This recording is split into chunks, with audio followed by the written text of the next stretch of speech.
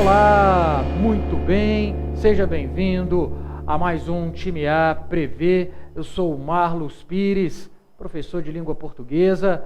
Estou aqui para falar especificamente da nossa provinha de linguagens, os aspectos linguísticos que envolvem esta prova, e nós vamos falar sobre esses aspectos através de questões de resoluções, de questões inéditas, questões que foram trabalhadas, elaboradas por mim, em cima das competências que estarão certamente na sua prova. Nós já sabemos quais são as competências, as habilidades exigidas para essa prova. Então, as questões foram criadas, trabalhadas especificamente para uma situação que estará lá e você irá com certeza lembrar e identificar esse papo nosso aqui diante de algumas questões lá da sua prova. Muito bem, Marlos Pires, conhecido como São Marlos, e vamos então discutir a nossa primeira questão.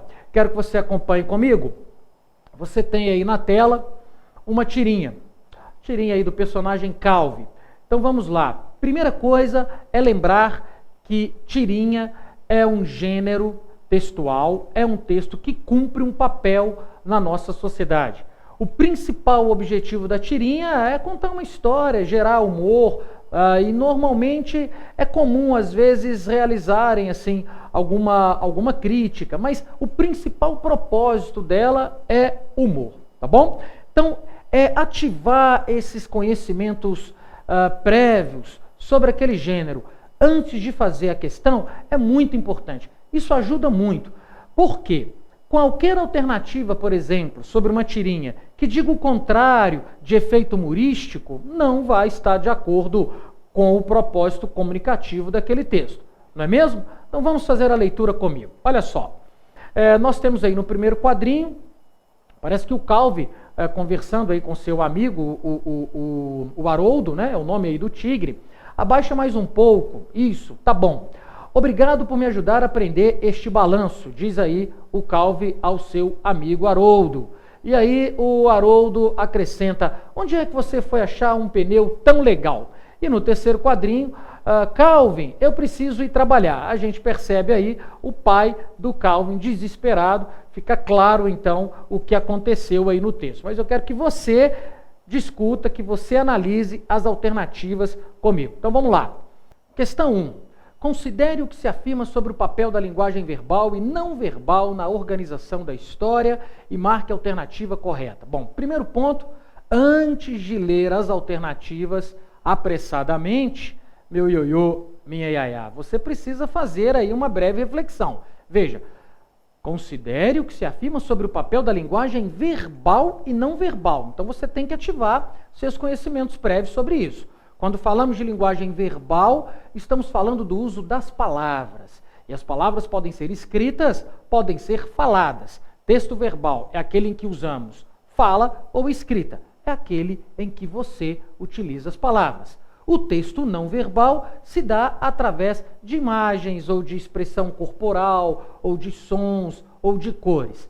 Então é isso que a questão quer que você avalie na tirinha. Esta ideia da presença da linguagem verbal e não verbal. Quando as questões do Enem cobram esse tipo de conteúdo, com certeza esse tipo de questão quer que você avalie o quanto a imagem interfere juntamente com o texto verbal ou não no efeito ou no sentido da tirinha, tá bom? Então vamos ver aí a letra A. O desenho é autossuficiente. Mesmo sem os diálogos, entende-se que um homem teve o pneu de seu veículo arrancado e por isso não pode ir trabalhar. Veja, a letra A diz que somente com os desenhos, então se eliminarmos as falas dos balões, daríamos para perceber que um homem teve o pneu de seu veículo arrancado e por esse motivo ele não pode ir trabalhar. Acho pouco provável. Vamos voltar aí à tirinha? Olha só, se nós retirarmos as falas, ficarmos só com a imagem, não dá para saber, não dá para afirmar que ele teve o pneu do seu carro arrancado por alguém. Segundo, muito menos afirmar que essa pessoa não pode ir trabalhar. Quer dizer, sem as palavras, sem esse texto verbal, a gente não poderia fazer esse tipo de afirmação. significa que a letra A não responde à nossa questão. Beleza? Bom, vamos agora aí para a letra B. As falas das personagens são autossuficientes, mesmo sem os desenhos. Entende-se que Calvin tirou o pneu do veículo de seu pai para usá-lo como balanço. Bom, a letra B agora diz o contrário da A, não é? A diz que o desenho é autossuficiente, nós vimos que não é. A letra B está dizendo que agora somente o texto verbal, só aquilo que está entre os balões, é suficiente para entendermos que Calvin tirou o pneu do veículo de seu pai para usá-lo como balanço. Bom, também impossível. Se você observar bem aí comigo na tirinha, se nós eliminarmos os desenhos, não dá sequer para saber que existe um carro nesta história e muito menos o motivo pelo qual a situação toda ocorreu. Então, nem letra A, nem letra B, por enquanto, nenhuma das duas responde à nossa questão.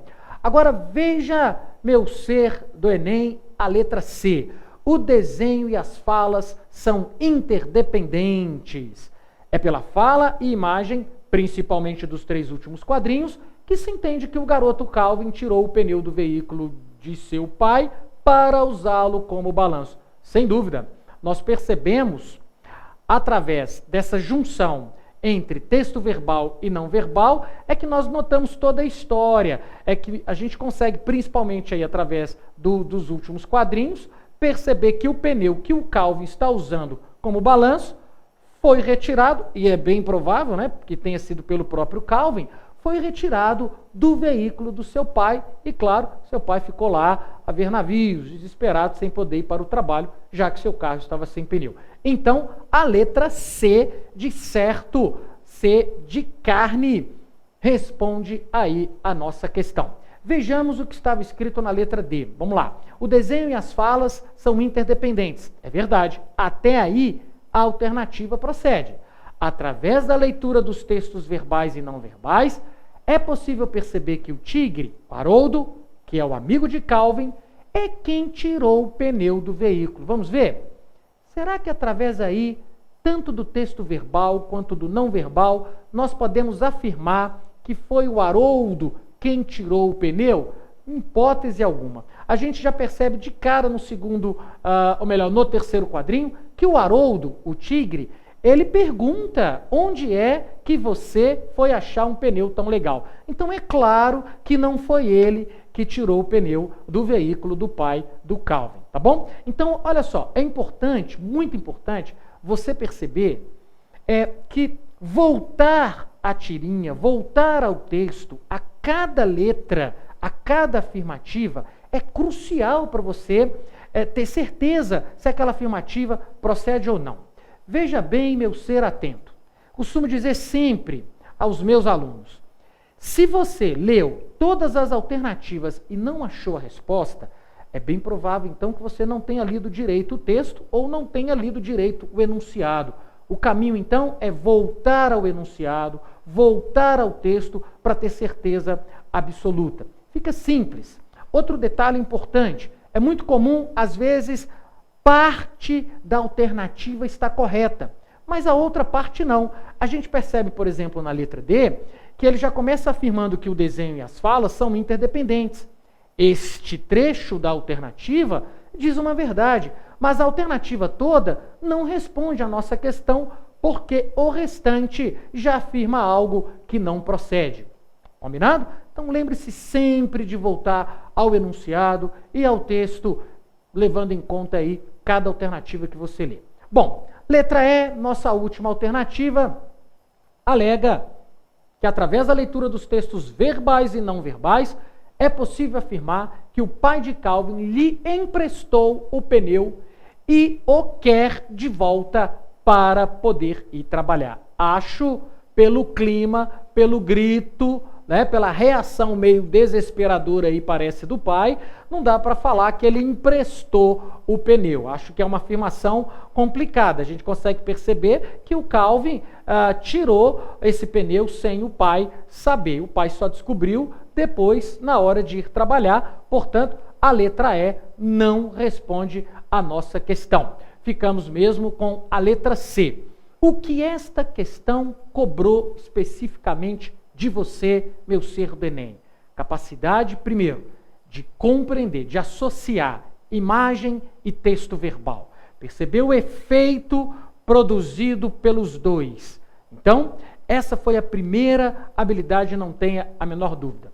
A segunda, não necessariamente nessa ordem, a sua capacidade ou o seu conhecimento prévio em relação às formas de linguagem, aos códigos linguísticos. Nós podemos usar palavras que podem ser escritas ou faladas, obviamente, podemos usar cores como forma de comunicação, podemos usar expressão corporal, não é mesmo? Podemos usar, por exemplo, imagens, enfim, existem diversos mecanismos de comunicação. Essa foi, sem dúvida alguma, uma outra habilidade cobrada e presente nesta questão, ok? Espero que tenha entendido, que tenha contribuído para a sua preparação. Um grande abraço e até a nossa próxima questão. Que São Marlos abençoe a todos, meu caro. E até lá.